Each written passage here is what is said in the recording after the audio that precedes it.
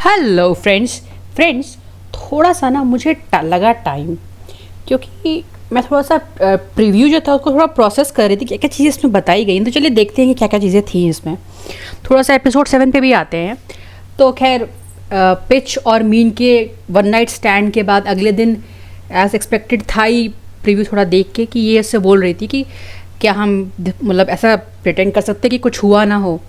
जिस पे उस पर जो पिच है उससे कहता है क्योंकि मैं तुम्हारा हमेशा वेट करता हूँ इसीलिए शायद तुम मुझे ऐसे ट्रीट कर दिया जैसे मैं कुछ हुई नहीं। इस पर मीन उसको इस पर गुस्सा आ जाती है और तुरंत उसको पैल के साथ उसकी पिक दिखाती है सोते हुए जो साथ में इनकी थी। जिस पे जो पिच का रिप्लाई होता है सीधे ये होता है कि तुम्हें ये पिक्चर कैसे मिली। अब इस पे मीन तो उससे बोलती है कि तुम मतलब एक तो तुम्हारे मतलब मुझे विश्वास नहीं हो रहा कि तुम ये कैसे बोल सकते हो कि तुम मेरे लिए वेट कर रहे हो जबकि तुम किसी लड़के के साथ ऑलरेडी सो रहे थे, वो भी मेरी फ्रेंड के साथ। और तुम ऐसा कैसे मतलब तुम ऐसा कैसे कर सकते हो मेरे साथ।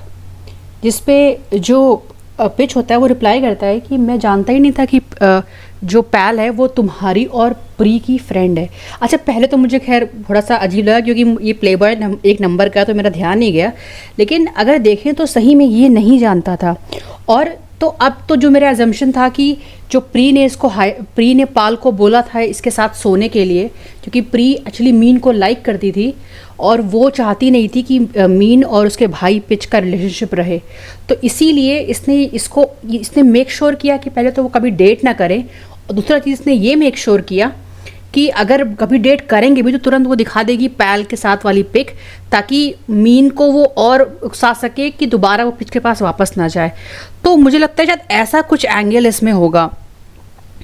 उसके बाद फिर उससे मीन पूछती है कि तुमने ऐसा मुझसे कुछ कहा क्यों नहीं, जिस पे सुपेश बोलता है कि इससे कोई फ़र्क नहीं पड़ता क्योंकि उस रात के बाद से मैं उसके टच में कभी था ही नहीं। इससे और मुझे लगता है कि मीन ने ही पाल को हायर किया था। और फिर वो दोबारा से मीन को एक बात समझाता है कि तुम अच्छे से जानती हो कि पिछली रात तक कि मैं कई लोगों के साथ सो चुका हूँ, मतलब ये कोई नई चीज़ नहीं है मेरे लिए, और तुम हमेशा से ये बात जानती थी। तो तुम मुझ पर इतना गुस्सा क्यों? अगर वो पैल थी तो कुछ पैल से रिलेटेड कुछ बात है क्या जो तुम नहीं बताना चाह रही हो। जिस पे जो मीन होती है पहले घबरा जाती है पर फिर बोलती है कि अरे उस पैल ने प्री की ज़िंदगी बर्बाद कर दी थी इसलिए मैं कह रही हूँ और कुछ नहीं। तो फिर अंत में फिर जो पिच होता है वो यही कहता है कि देखो मैं पास को तो चेंज नहीं कर सकता, लेकिन एक बात है कि तुमने पास में कुछ भी किया हो मैं उसको समझूंगा और तुमको एक्सेप्ट करूँगी क्योंकि तुम हो, मतलब तुम पास में कहते मुझे उसको फ़र्क नहीं पड़ता। और इस बात पे वो मीन ही को मतलब और बेचारी मीन अब और कंफ्यूज जाती क्या करे, लेकिन वो ये बोलती कि मैं ये बात भूल नहीं सकती, प्लीज़ यहाँ चले जाओ। तो वो चला जाता है और लेकिन उससे ज़्यादा एक चीज़ पूछ लेता है कि क्या कुछ ऐसा है जो तुम मुझे बताना चाह रही हो, मतलब तुम्हें मुझे नहीं पता है तो तुम मुझे प्लीज़ बता सकती हो। तो खैर मीन कुछ बोलती नहीं, बस उससे आंखें चुराती है। यहाँ फिर हमें प्रीव्यू में भी दिखाई है एपिसोड 8 वाले प्रीव्यू में कि मीन जो है वापस से उस जो फाइल्स उसको मिली थी वहाँ से प्री के यहाँ से उससे वो चेक कर रही थी, उसमें एक में खोलने के लिए पासवर्ड रिक्वायर्ड था। तो इसके लिए ये जाएगी पिच के पास और उससे पूछेगी कि फ़ोन कहाँ है प्री का, तो वो बताएगा कि मेरे पास है। तो देखते हैं कि अब उस फोल्डर में ऐसा क्या है जो पासवर्ड प्रोटेक्टेड था। तो अब ये चीज़ सामने आएगी। इसके बाद हमें ये पाल को दिखाया जाता है, पास के सीन्स कई सारे और आएंगे कि किस तरह से धीरे धीरे खोला जा रहा है राज की, किस तरह से मतलब क्या क्या चीज़ें हुई होंगी जब पाल मरी होगी। तो जैसे पैल इन सबसे कह रही है कि तुम सारे के सारे बुरे हो, इसमें प्री है, इसमें वान भी है और इसमें सरस भी है, इसमें यहाँ पे मे भी है और यहाँ पे मीन भी होती है। और ये सब मतलब वो कुछ ऐसा करेगी जिससे ये लोग एक्सेप्ट कर सके कि हाँ कि तुम सब बुरे हो, और ये चीज़ को वो प्रूफ करना चाहती है।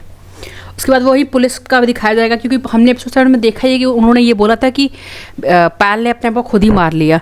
तो अब वो यहाँ स्टेटमेंट क्या दे रहे हैं कि सब हर चीज़ बहुत जल्दी हो गई है, पता नहीं चला कि उसने अपने को कैसे खुद से मार लिया। और फिर हमें दिखाया जाएगा कि किस तरह से ये सरस चिल्लाती है मीन, और मीन को चोट लगती है यहाँ पे, पूरे एकदम उसका ब्लड यहाँ से ब्लड निकल रहा होता है, और इसी को ढकने के लिए वान ने उसको कोड दिया था एपिसोड 7 के स्टार्ट में।